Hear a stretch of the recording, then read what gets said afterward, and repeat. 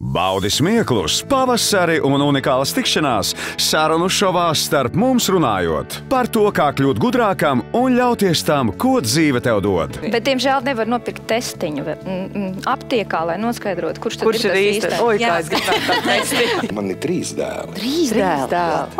Rolandam ir vairāk bērnu. Man ir vairāk. Mārtiņam Vilsonam ir vēl vairāk, jā.